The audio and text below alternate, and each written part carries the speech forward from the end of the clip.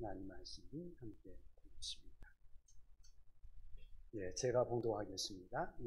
신약 성경 387쪽입니다. 제가 요한일서 1장 1절부터 10절까지 봉독해 드리겠습니다.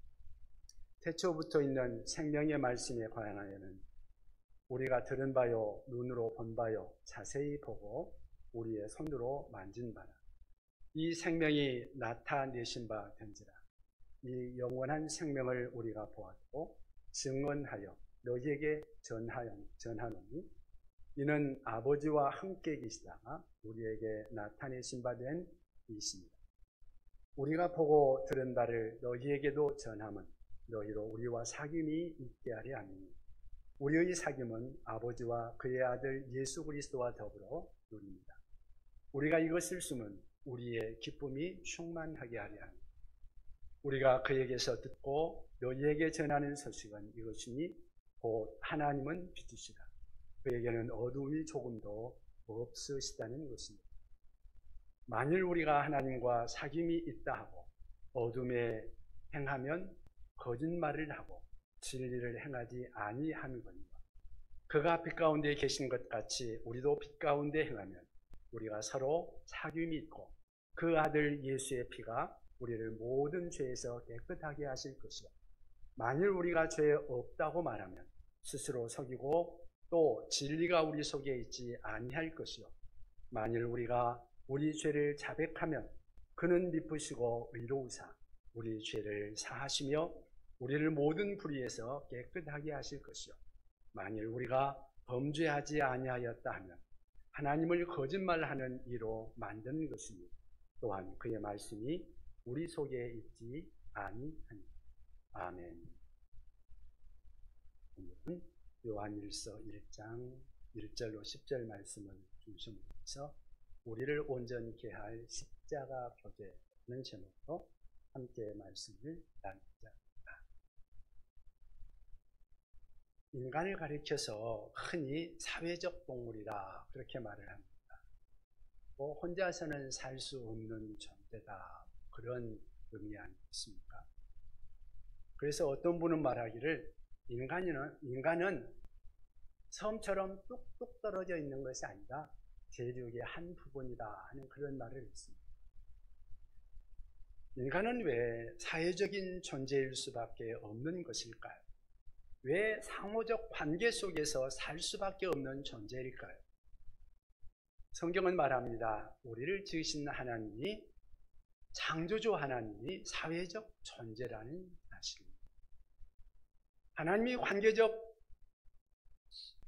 관계 속에서 함께 존재하시는 그러한 분이시고 그 속성으로 인간을 지으셨기 때문에 사람 역시 하나님을 닮아서 관계 속에서 살 수밖에 없다는 것이죠. 오늘 본문 1절, 2절을 우리 같이 다시 한번 읽어볼까요? 본문 1절, 2절을 같이 읽겠습니다. 태초부터 있는 생명의 말씀에 관하여는 우리가 들은 바요, 눈으로 본 바요, 자세히 보고 우리 손으로 만진 바라. 이 생명이 나타내신 바 된지라. 이 영원한 생명을 우리가 보았고 증언하여 너희에게 전하노니 이는 아버지와 함께 계시다가 우리에게 나타내신 바 된 이시니라. 아멘. 예수님은 태초에, 그러니까 성육신 이전에 어디 계셨는가? 하늘나라에 계셨다. 누구와 함께? 하나님과 함께 그냥 가만히 앉아만 계셨을까요? 아니요. 교제하며 활동하며 생활하지 않으셨겠습니까? 함께 교제하셨다는 것입니다. 서로를 향하여 움직이고 대화하고 함께 기뻐하고 서로 교제가 있었다는 것이죠. 그러니까 성부 하나님, 성자 하나님, 그리고 성령 하나님, 이 삼위일체 하나님은 창조 이전부터, 다시 말하면 영원부터 영원까지 우리 하나님은 함께 교제하신다는 것이죠. 그러니까 하나님은 심심하지 않으셨던 겁니다. 어떤 사람이 유머로 하는 말이, 하나님이 세상을 창조하기 전에는 뭐 하셨을까? 좀 심심하셨을 텐데 그러니까 그 교수님이 대답을 해주기를 그런 쓸데없는 생각하는 사람을 위해서 지옥을 만들고 계셨다 그런 말을 했다. 여러분, 하나님은 심심할 이유가 없는 분이시죠. 태초부터 삼일체 하나님은 교제하고 계셨습니다. 인간을 만들 때도 교제하는 인간으로 만드셨고, 우리를 구원하실 때도 교제하는 인간으로서 우리를 구원하셨습니다. 그래서 구원한 우리를 하나님의 자녀들을 그냥 내팽개쳐 두는 것이 아니라 팽개쳐 두지 않고 그냥 교회 공동체를 만들고 교회 공동체에 거하게 하신 것입니다. 그래서 서로 만나고 대화하고 돕고 기쁜 일이나 슬픈 일이나 함께 나눌 수 있도록 하신 것이죠. 그래서 어디서 초상이 났다 그러면 함께 달려가서 함께 슬픔을 나누고, 어디서 잔치를 벌인다 그러면 함께 찾아가서 그 기쁨을 함께 나누며 교제하는 것이 우리 그리스도인들의 모습인 것입니다. 교회는 본질적으로 사귐의 공동체인 것입니다. 그래서 사도신경에도 우리가 사도신경을 고백할 때 늘 고백하는 중에 성도가 서로 교통하는 것과 하는 고백을 하자. 성도가 서로 교통한다는 말은 성도가 서로 교제한다는 그러한 의미가 있는 말씀이죠. 또 성경에 보면 성경에 하나님이 이 축도하는 그러한 내용에도 나와 있는데, 성령의 교통하심이 너희 무리와 함께 있을지어다 그런 말씀이 나옵니다. 성령님은 우리와 교통케 하시는 하나님이십니다. 그래서 우리가 교회로 모일 때마다 서로 교제해야 하는 것입니다. 누구와 교제해요? 교회 모일 때마다 하나님과 교제하고 성도들이 서로 교제해야 하는 것이죠. 이것을 다른 말로 말하면 하나님과의 수직적인 관계에서 교제하고, 또 우리 성도들과 함께 수평적인 관계에서 교제한다, 그렇게 말할 수 있을 것입니다. 이것을 우리가 십자가와 비교해서 십자가의 교제라고 말할 수 있을 것입니다. 이것을 위해서 예수님이 십자가를 지신 것이죠. 여기 십자가라는 말은 말 그대로 수직과 수평이 만나잖아요. 그런데 예수님이 이 십자가에 달려서 우리를 위해서 자신의 생명을 내어주셨습니다. 왜 그랬을까요?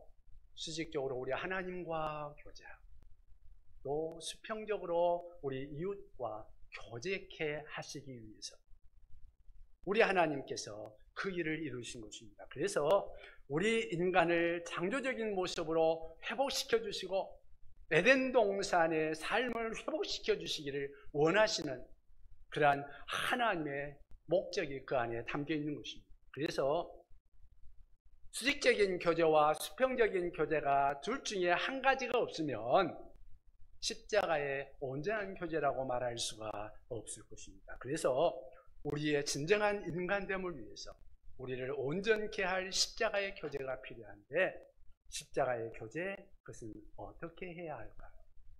두 가지로 나눠보겠습니다. 수직적인 교제와 수평적인 교제. 첫 번째, 수직적인 교제, 하나님과의 교제죠. 우리는 하나님과의 교제가 있어야 합니다. 인간은 본래부터 하나님과 교제하도록 지음받았습니다. 그래서 하나님과 사귐이 회복되기 전에는 진정한 기쁨, 진정한 만족이 우리 인간에게는 찾아오지 못하게 되어 있습니다. 오늘 본문 3절, 4절을 같이 한번 읽어볼까요? 3절, 4절입니다. 같이 읽습니다. 우리가 보고 들은 바를 너희에게도 전합니다. 너희로 우리와 사귐이 있게 하려 합니다. 우리의 사귐은 아버지와 그의 아들 예수 그리스도와 더불어 누립니다. 우리가 이것을 쓰면 우리의 기쁨이 충만하게 하려 합니다. 아멘. 여기서 사귐을 강조하고 있습니다. 성도들이 서로 사귀고, 그리고 예수 그리스도와 함께 사귀는 그러한 사귐, 그것이 우리 그리스도인들에게는 반드시 필요하다는 것입니다. 사람은 하나님을 만나 아름답게 교제하는 법을 배울 때까지는 결코 진정한 기쁨, 진정한 만족, 진정한 평안, 그것을 누리지를 못하는 것입니다. 그래서 성 어거스틴은 사실 젊었을 때 참 똑똑한 사람이었으니까 젊어서부터 잘 나가는 사람이었습니다. 그리고 자기가 누리고 싶은 것을 누리고 방탕한 생활을 하면서 마음껏 살아봤는데 그가 거기에서 만족을 느끼지 못했습니다. 그리고 나서 나중에 하나님을 알고 나서 그때 고백하는 고백이 이것입니다. 내가 하나님에게 돌아와 쉴 때까지는 결코 평안함이 없었나이다. 그런데 문제는 우리 인간이 하나님과 사귐을 갖지 못하게 되었다는 것이죠. 이것이 우리 인간의 비극이고 고통이고 절망인 것이죠. 왜 인간이 하나님과 사귐을 갖지 못하게 되었을까요? 그것은 죄 때문입니다. 우리의 어두움 때문입니다. 우리에게 내재하고 있는 어두움. 여러분, 빛과 어둠은 공존할 수 없죠. 빛과 어둠은 서로 사귈 수가 없습니다.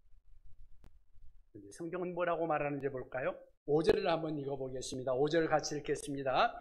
우리가 그에게서 듣고 너희에게 전하는 소식은 이것이니 곧 하나님은 빛이시라.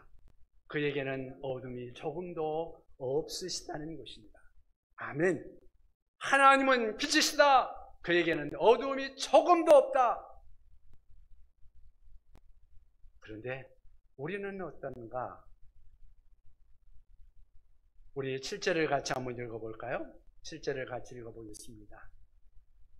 그가 빛 가운데 계신 것 같이 우리도 빛 가운데 행하면 우리가 서로 사귐이 있고 그 아들 예수의 피가 우리를 모든 죄에서 깨끗하게 하실 것이요.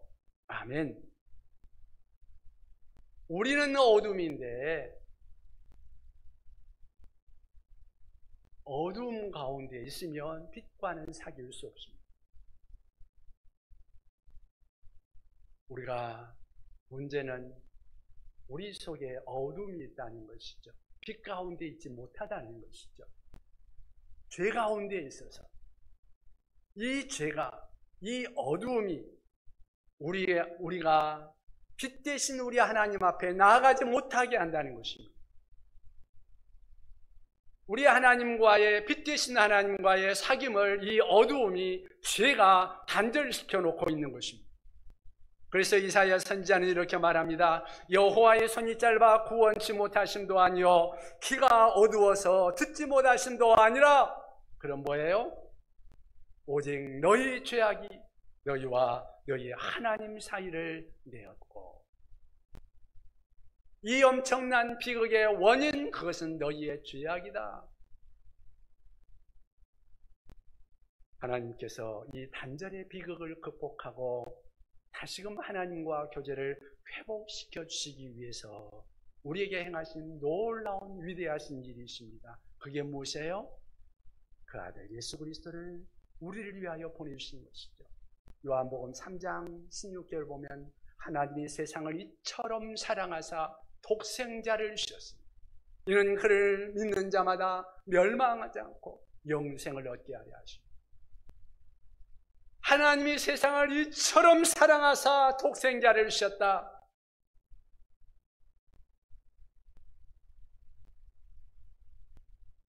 예수님이 이 땅에 오셔서 하신 일이 뭐예요? 야여 십자가 지셔 우리의 죄를 담당하셨죠. 그것을 이사야 선지자는 이렇게 표현합니다.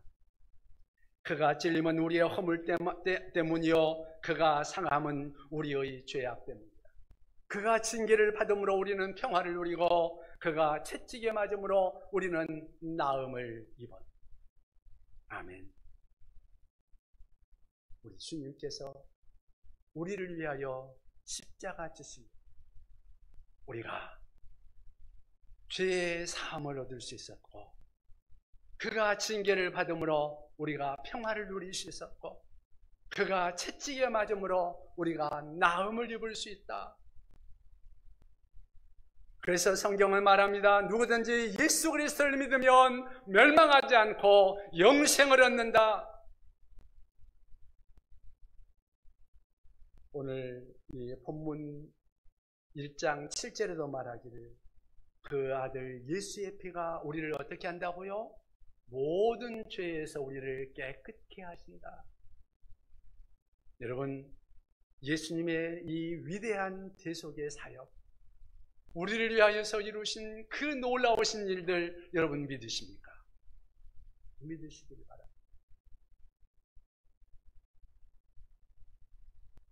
그 일이 예수 그리스도를 믿는 모든 사람들의 심령 속에 임해서 우리가 죄 때문에, 어두움 때문에 하나님과 사귈 수 없었던 그것을 예수님이 우리 가운데 오셔서 우리의 죄를 씻어주십니다.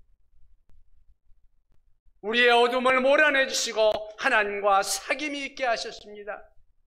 그러면 이제 우리는 이 일을, 우리 하나님과의 사귐을 계속해야 되지 않겠습니까?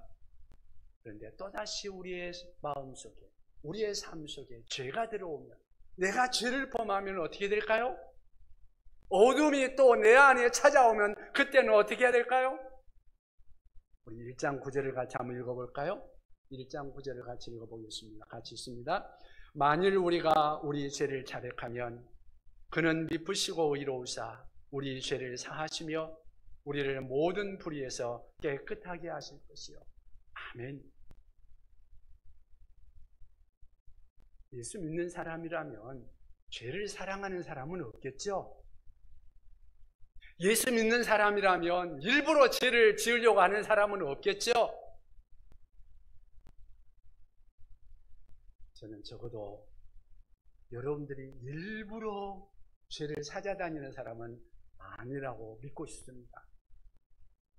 그런데요, 아무리 그래도 우리는 인간의 한계 속에 살다 보니까 내 의지가 약하든지 아니면 부지불식간이든지 우리는 어떤 이유로든 이런저런 이유로 죄를 짓습니다. 죄를 짓고 살아갑니다. 마음으로, 생각으로, 행동으로 죄를 짓습니다. 그럴 때 어떻게 해야 될까요? 그렇게 죄를 지을 때마다 우리 주님 앞에 나와서 죄를 고백하고 죄의 용서함을 받아라는 것입니다. 우리 주님 앞에 나와서 죄를 고백하면 그때마다, 내가 죄를 지었을 때마다, 그때마다 주님 앞에 내가 죄를 인식하고 주님 앞에 나오면, 주님, 내가 이런 잘못을 했습니다. 주님, 용서하옵소서. 주님 앞에 구하면 주께서 죄를 용서해 주시겠다는 것입니다. 우리를 깨끗하게 하시겠다는 것입니다. 여러분 날마다 세수하잖아요. 오늘 교회 나올 때 세수 안 하고 나오신 분 있으세요? 아마 다 하고 왔겠죠? 세수하고 왔을 겁니다. 저도 세수하고 왔고요. 그와 같이 우리 얼굴을 날마다 깨끗하게 하기 위해서 세수하는 것 같이 날마다 우리의 영혼을 깨끗하게 하기 위해서 우리 예수님의 피로 우리의 영혼을 깨끗하게 하시기 바랍니다. 우리 주님 앞에 나와 주님 앞에, 주님, 내 죄를 씻어 주옵소서. 주님 앞에 기도하고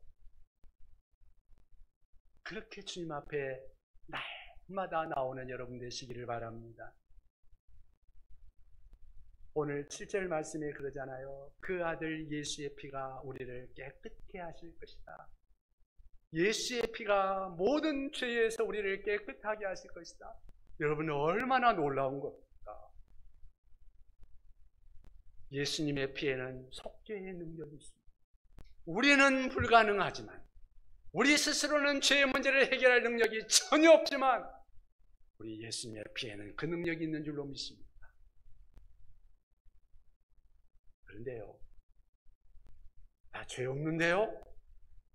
만약에 죄 없다고 그렇게 생각한다면 어떻게 될까요? 10절을 같이 한번 읽어볼까요? 10절 같이 읽습니다. 만일 우리가 범죄하지 아니하였다 하면 하나님을 거짓말하는 이로 만드는 것입니다. 또한 그의 말씀이 너희 속에 있지 아니하니라. 아멘.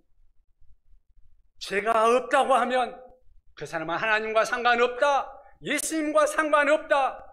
하나님의 말씀이 그 속에 있지 않다. 그 사람은 자기 마음대로 살다가 그냥 그렇게 죽으면 끝이라고 말하는 거예요.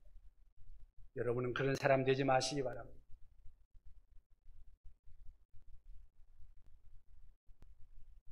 죄 없다 하면 하나님이 우리한테 죄 있다고 말하는데 나 죄 없는데요?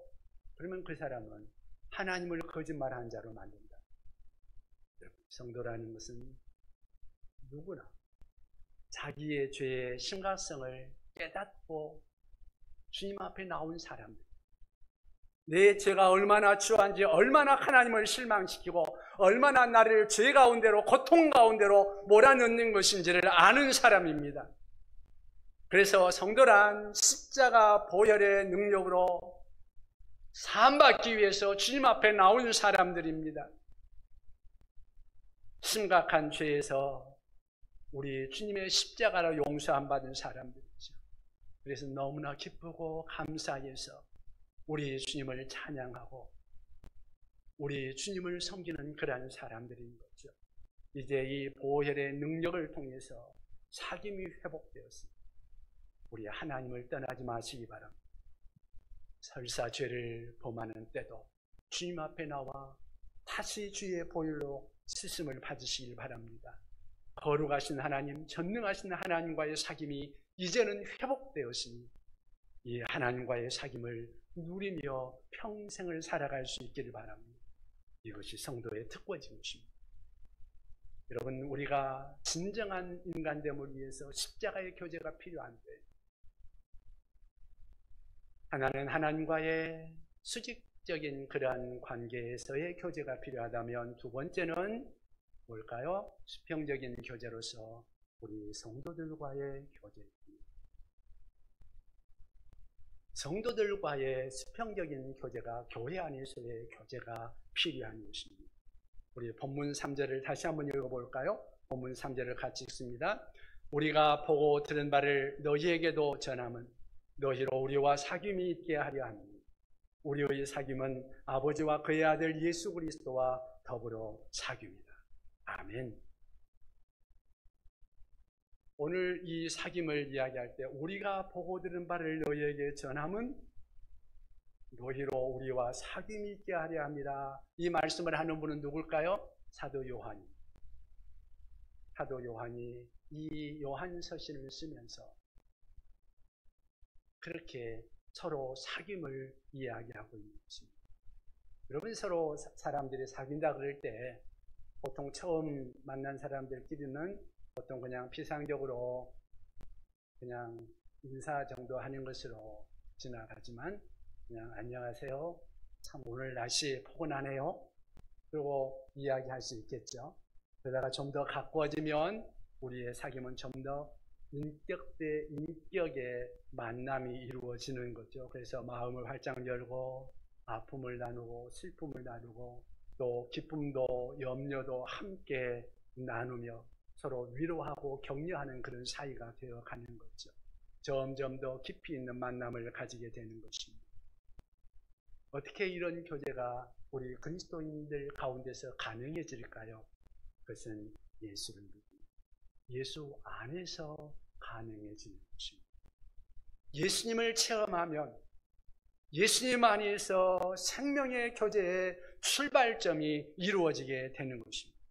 함께 예수를 만났습니다. 함께 예수를 보았습니다. 함께 예수님을 만져보고 체험했습니다. 그러면 그 은혜 속에서 함께 나눌 것이 많이 있겠죠.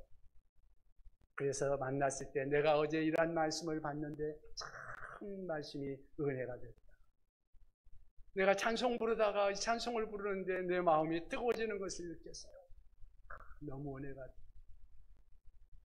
내가 내 건강을 놓고 하나님 앞에 기도했는데 하나님이 이러한 은혜를 주셨어요. 내가 자식 문제를 놓고 기도했는데 이러했어요. 그래, 우리 하나님은 놀라우신 분이십니다. 사실은 나도 이런 문제가 있는데 함께 기도하면 좋겠어요 하면서 우리가 함께 기도도 하는 거 아니겠어요? 그래서 우리 믿는 자들이 서로 만나면 예수님에 대해서 자기가 믿고 나서의 체험한 그 은혜에 대해서 서로 간증하고 하나님을 찬미하고 예수님의 이름으로 위로하고 격려하고 이러한 것들이 우리 성도의 교제가 아니겠습니까? 이것이 바로 교회의 본질인 것입니다. 교회는 단순히 교회 와가지고 등록하고 교회 와서 예배 드리는 것, 그것만으로 끝나는 것이 아닙니다. 물론 교회에 등록하고 교회 안에 한 교회의 소속감을 갖는 것, 그것도 물론 중요합니다. 그런데 한 걸음 더 나아가서 서로 교제가 이루어져야 된다는 말, 서로의 사귐이 필요하다는 것입니다. 그 교제를 통해서 성도들이 서로 위로를 받고 용기를 얻고 기쁨을 얻으며 신앙생활에 활력을 더 얻는 것이죠. 주일 예배만 드리고 그 외에 다른 교제가 전혀 없다면 중요한 한 부분을 놓치고 있는 것입니다. 예배를 통해서 하나님과의 수직적인 교제를 나누었다면 다른 성도와의 교제를 통해서 수평적인 교제, 성도들과의 수평적인 교제, 그 은혜를 함께 나눌 수 있는 우리가 될 수 있기를 바랍니다. 이것이 없으면 우리는 신앙생활을 하지만 우리의 신앙생활의 온전함을 이루지는 못하고 있는 것입니다. 교제를 온전케 하기 위해서 오늘 3절에 있는 말씀과 같이 우리의 사귐이 있어야 한다는 것입니다. 성도들의 사귐을 통해서 성도의 사귐을 이루도록 하기 위해서 오늘 성경은 우리들에게 말씀하고 있는 것입니다. 저는 오늘 우리 교회에 나온 우리 성도들은 이 성도들과의 사귐을 피하지 않기를 바랍니다.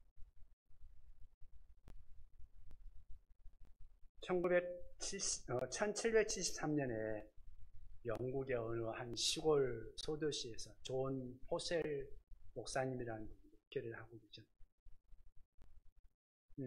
사립도 제대로 받지 못하고 저술한 책에 인쇄를 가지고 생활할 정도로 생활이 어려웠다고 해요. 그런데 책 한 권이 알려져 가지고 런던에 있는 큰 교회에서 목사님을 청빙하게 되었습니다. 목사님이 청빙을 받아서 교회를 옮기게 되었던 그날 마차에 이제 짐을 싣고 44년 동안 목회하던 교회를 떠나서 런던으로 떠나려고 하는 성도들이 다 모였습니다.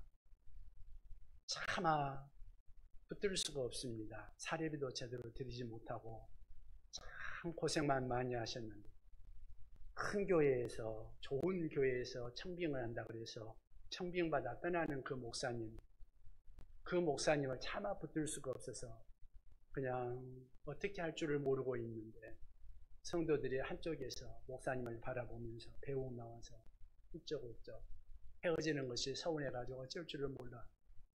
이 모습을 지켜보던 사모님이 메리 포셀이라는 사모님이 그냥 갑자기 땅에 털썩 주저앉으면서 여보, 난 못 떠나요. 이 형제 자매들을 두고 난 떠날 수 없어요. 그러면서 그 자리에 그냥 통곡을 해버렸다. 그러자 성도들이 함께 참았던 울음을 터뜨리며 그 교회 마당이 눈물바다가 이 광경을 지켜보던 목사님이 부인에게 하는 말, 맞아요. 짐을 다시 들여놓으십시다. 아름다운 성도의 교제가 있는 곳, 그보다 더 좋은 교회가 어디 있겠어. 다시 목사관으로 들어온 목사님, 주체할 수 없는 그 은혜, 흐르는 눈물을 닦으면서 시를 한 편 지었습니다. 주 믿는 형제들, 사랑의 사귐은 천국의 교제 같으니 참 좋은 친교라. 하나님 보좌 앞 다 기도드리니 우리의 믿음 소망이 주 안에 하나. 피차의 슬픔과 수고를 나누고 늘 동고동락하면서 참 사랑. 여러분 찬송가 가사 같지 않아요? 네, 우리 교회 아니, 우리 찬송가의 221장에 있는 찬송. 제가 이거 부르려다가 오늘 이거 부르고 싶었는데 모르는 사람도 있을까봐 220장으로 바꿨습니다.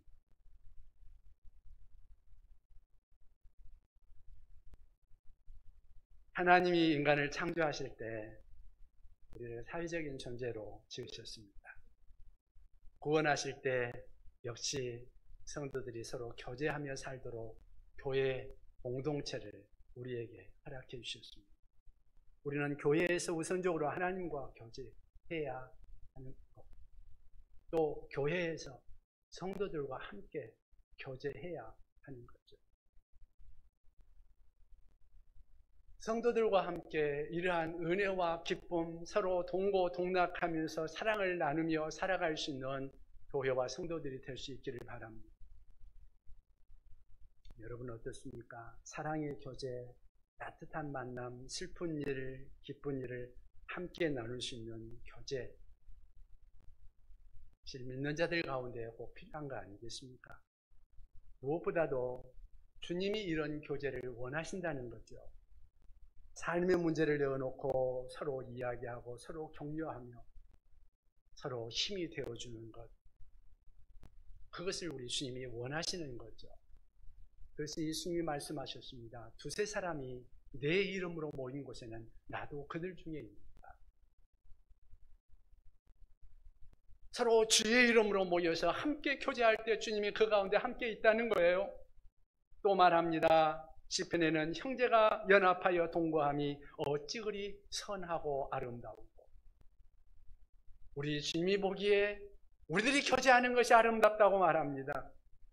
요즘 그리스도인 중에는 하나님만 잘 믿으면 되지 그렇게 생각하는 분들이 참 많아지는 것 같습니다.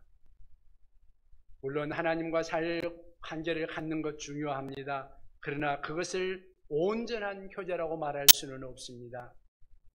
온전한 신앙생활은 예수 믿으면 성도의 교제가 함께 있어야 하는 겁니다.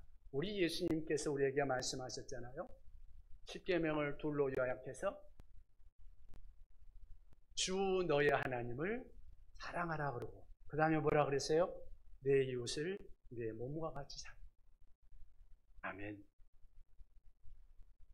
하나님은 하나님만 잘 믿으라고 말하지 않았어요. 하나님만 사랑하라고 말하지 않았어요. 내 이웃을 내 몸과 같이 사랑하라고 말씀하셨어요. 이것은 성도의 교제를 통해서 실천될 수 있는 줄로 믿습니다. 예수님이 우리와 사귀기 위해서 하나님 보좌를 버리시고 이 땅에 오시지 않았습니까? 그래서 우리 사람들과 함께 교제하고 사람들을 위해서 모든 것을 내어주시지 않았습니까? 그분이 친히 우리를 찾아오셔서 우리와 교제를 이루셨습니다. 그러니 우리도 예수님을 믿는 사람이라면 예수님과 같이 우리의 교제가 필요한 분들을 찾아가서 교제를 이룰 수 있기를 바랍니다. 그냥 누가 찾아오겠지가 아니라 예수님이 우리를 찾아오셔서 우리를 만나주시고 우리에게 은혜 주셨듯이 우리도 예수님 제자라면, 예수님을 믿는 자라면 이렇게 찾아가서 서로 교제할 수 있기를 바랍니다. 이것이 우리 그리스도인다운 모습입니다. 성경은 우리에게 그것을 원하십니다.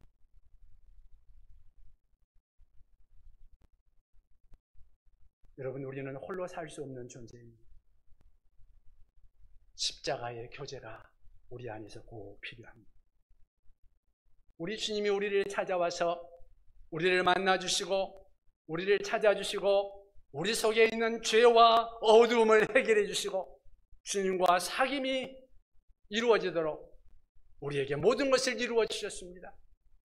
이제 우리는 주님과의 그 사귐을 날마다 가까이 하시며 날마다 세수하듯 날마다 주 앞에 나아가 우리 주님 앞에 죄를 씻으며 주님과 교제하며 주님과 사귀는 삶을 살아갈 수 있기를 바랍니다. 아울러서 우리 주님이 우리에게 찾아오셔서 우리들의 모든 아픔과 슬픔을 함께 나누며 우리에게 모든 일들을 이루어 주셨듯이 우리도 우리의 도움이 필요한, 우리의 교제가 필요한 이웃들과 함께 찾아가서 이 교제를 나누며 교회의 공동체 안에, 그리스도의 공동체 안에서 함께 이 은혜가 나눔이 이루어지는 아름다운 교제가 있는 우리 교회와 성도들이 되시기를 주님의 이름으로 축원합니다.